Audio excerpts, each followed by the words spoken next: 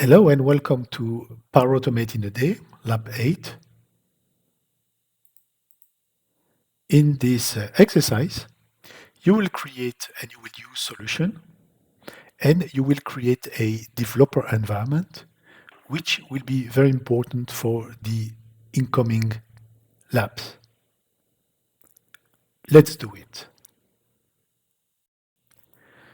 It is highly recommended to store your Power Platform assets like flow, application, tables, and other things within an object that we call a solution.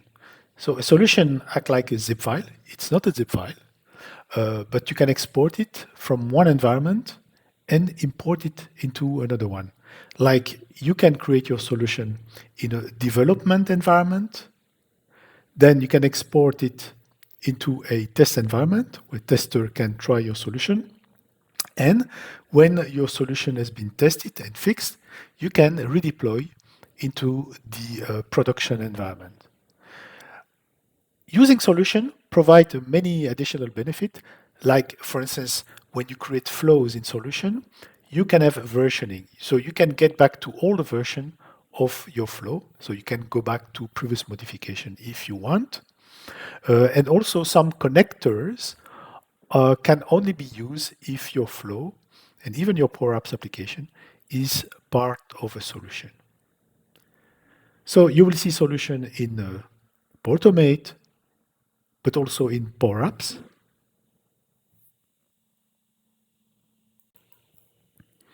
As you can see here, so if we go to powerautomate.com, all the flow that we have created before are not part of a solution.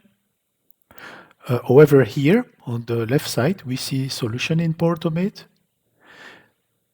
right? But if you go to make.powerapps.com, you will also see solution.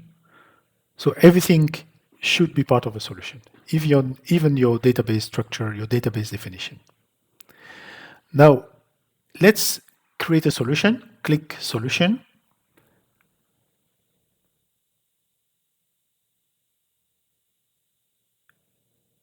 New solution. Let's name it, for instance,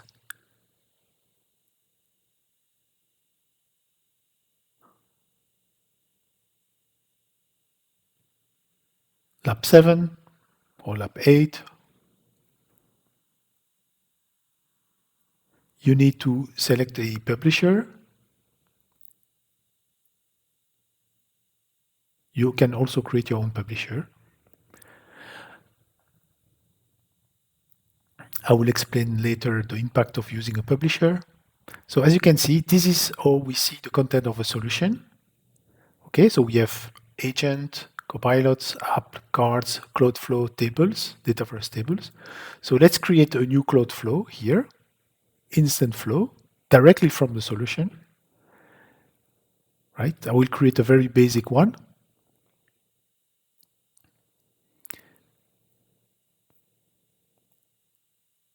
Okay, and create. And at current time, when you create a flow from solution, you get the old designer, the old Power Automate designer. So Microsoft will fix that in the coming feature, in the near future. So let's put a compose to be able to save it. And if you reopen this flow, then you will open the modern designer. So you can switch from the modern to the classic, but for now, by default in the solution, it's a classic designer that's open up, which is not great, but okay, it is what it is. Now let's edit this flow, right? Cloud flow. We are in the solution. As you can see here, we can have more information about the solution. That's the solution name. The package type is unmanaged. I will explain the difference between unmanaged and managed. We can have a description. We can describe the solution. So we can see the recent item created or modified in the solution. Okay, we can edit the solution here if needed. And if you click more option, you can provide a description of this solution that is always interesting. So I recommend you to always provide a description to what your solution is all about. Okay, that's the overview. Let's get back. This is my solution, lab 7, or it should be lab 8, but anyway. Now let's edit the flow in the solution. And as you can see, we are in the modern designer, which is great. And since our flow is in the solution, we will benefit from versioning. So as you can see here, we have different options: save draft, publish, version history. And we get that only because we are in a solution, which means that if, let's say, we add a new compose, and when you add a compose, you need to put an input in this compose. It's mandatory. Okay? In the classic designer, if you don't fix that, if you don't put something in the input, you won't be able to save it. But now with the modern, so if you click publish here, you see, you get an error. But you can save a draft. So even though your flow is not ready, is not fully compliant, you can still save it as a draft. That is very nice. But also we have version history. You click version history, you will see all the versions that you did create before. And you can switch from one version to the other one. Example, I'm going to select a previous version, this one, and you see there were only one compose. Okay, you can restore this so that the version you select is becoming the current version, right? But you can also get back. Okay, so you can restore any version. That is very important, and that is really cool. Okay, so now I will restore the most recent version. One recommendation is when you create a workflow, it is recommended to provide a note in the trigger. So if I go to manual, for instance, the trigger, we can describe what this trigger is all about. You see here, exactly here, you can add a note. And the benefit is if you put a note to each version, so anytime you make a major change to a version, then the developer can always find out what this version is all about just by clicking the note associated with the trigger. Okay, so provide a note description in the trigger. That's my recommendation. Until Microsoft provides a mechanism for providing a note for the whole workflow on each version. Okay, save draft or publish.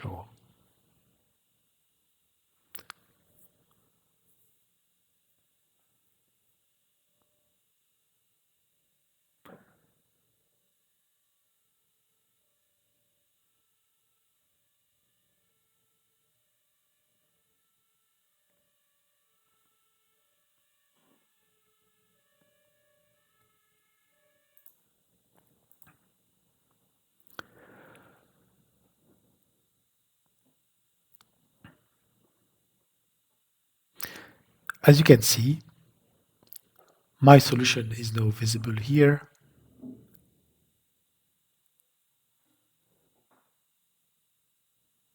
And I can export it, export solution.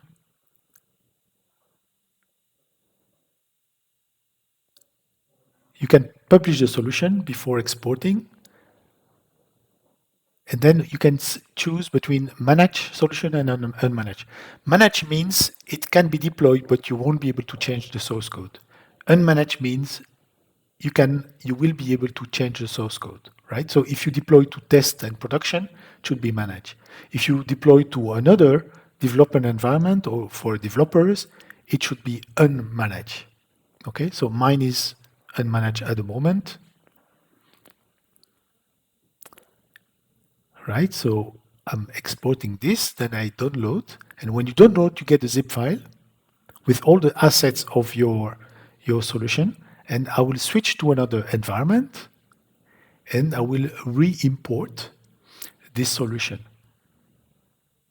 So in the next part of the lab, I will show you how to create another environment.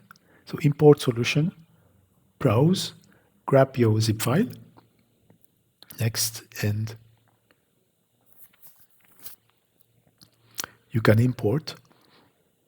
And since you did export a unmanaged solution, you will be able to edit the code. Import.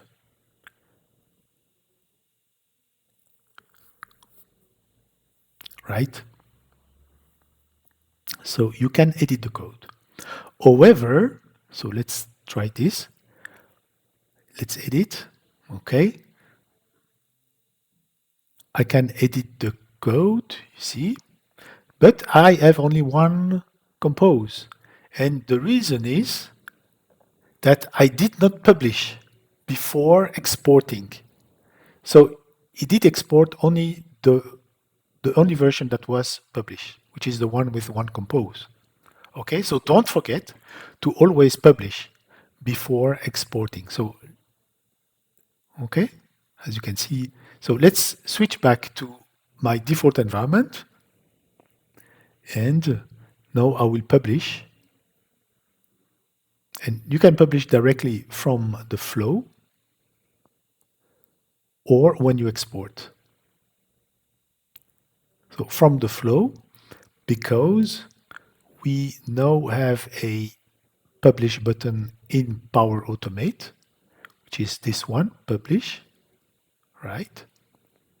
But this will publish only this specific flow. And of course, to publish the flow, I need to fix this flow. It was saved as a draft.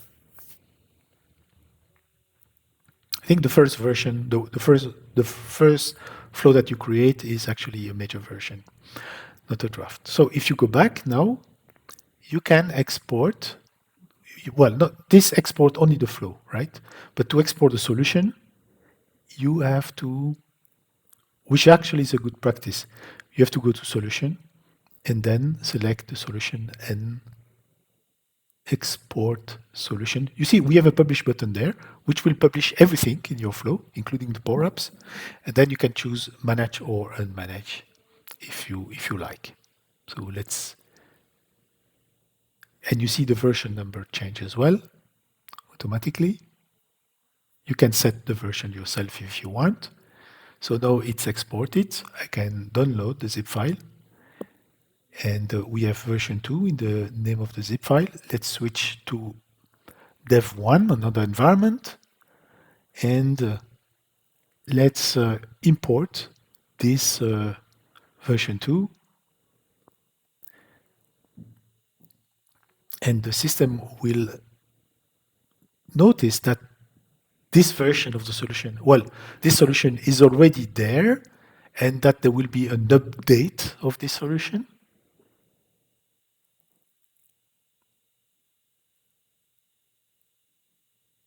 Right?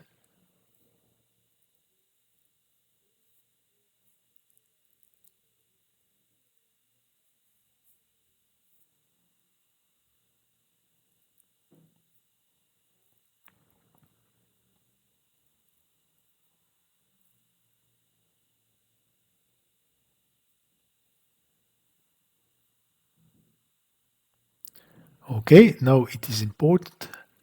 And if I click my solution, I check the flow. Normally you should get the latest version, the one with 2 compose.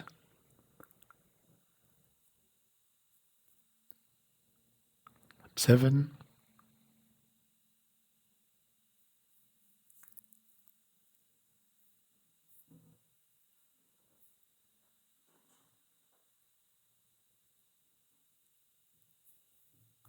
So the flow has been turned off. I can check flow checker. There's no warning here. I don't know why.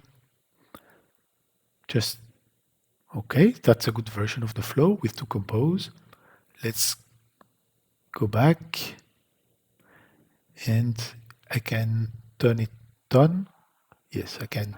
If I click flow checker here, I just get a warning. This flow is off.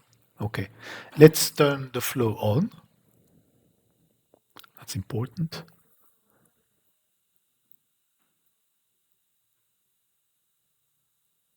And that's it. Now, we did export an unmanaged solution. So what happens if you, yeah, by the way, Offlow can also be shared with another developer, share. And you can say, I want to share this flow with user one. Okay, so user one will become a co-owner of the flow. So it's shared now with user one. And that means if I log in as user one, you will see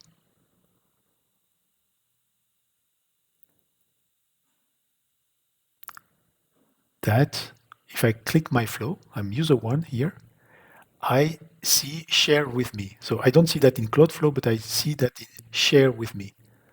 Okay, share with me. So I can edit because I'm co-owner. And that's it. I'm user one, as you can see here. Okay, there are two co-owners, and we can switch. We can set the primary owner. So we have this concept of primary owner and co-owner. So you need a primary owner. Otherwise, you get some trouble. Right? You can also send a copy of the flow. That means a copy of this flow can be sent to another user. So yeah, before sending the copy of the flow, you need to make sure that the flow will run well. So you need to run it at least one time. But then send a copy to someone. Just provide his email address, and he will see. Well, they will see the flow in the my flow. Okay. Well, I don't have any user to share this flow with. It's already shared with user one. But okay, trust me on this.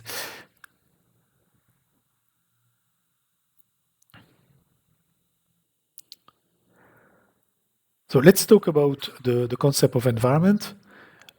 So you can request additional environment to create your solution. So like you can have one environment for dev, one for test, one for production, right? Or you can have one environment for business entity A, one for business entity B, etc.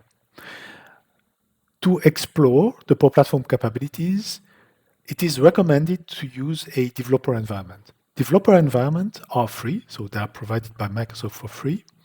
And when you create a developer environment, you get all the premium feature that you need and that we will need for the upcoming labs. But all the premium feature in the Power Platform are available for free in developer environment.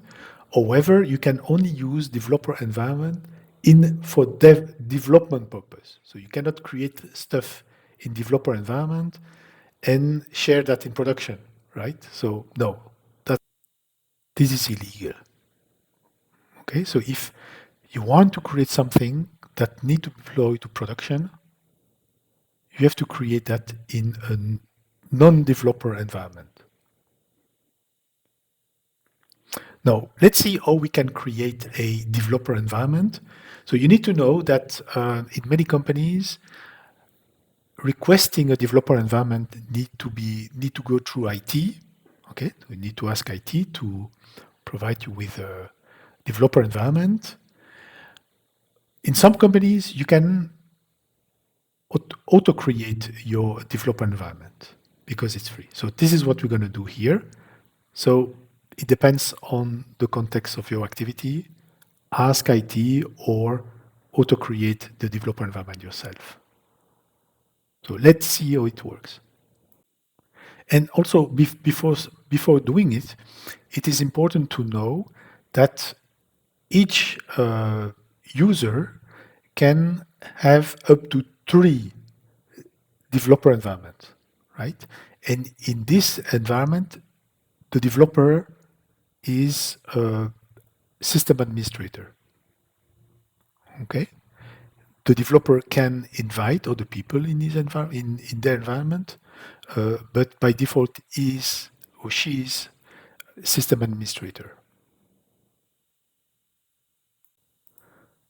To create environment, you just need to go to the settings here, this settings here, click admin center, and normally you will see all the environment that you have access to.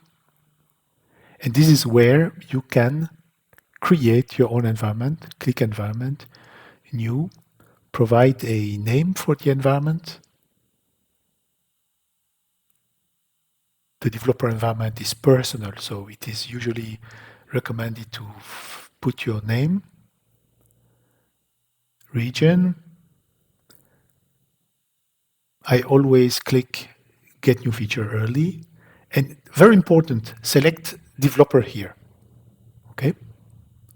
You can provide a description.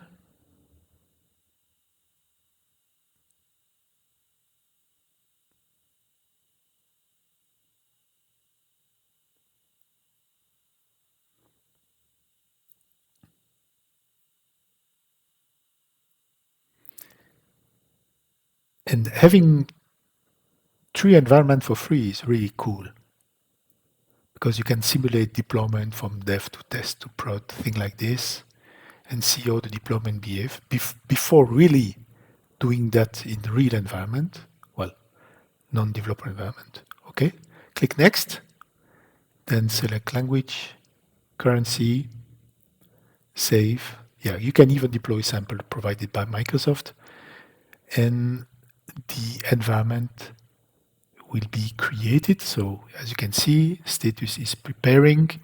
It might take several minutes.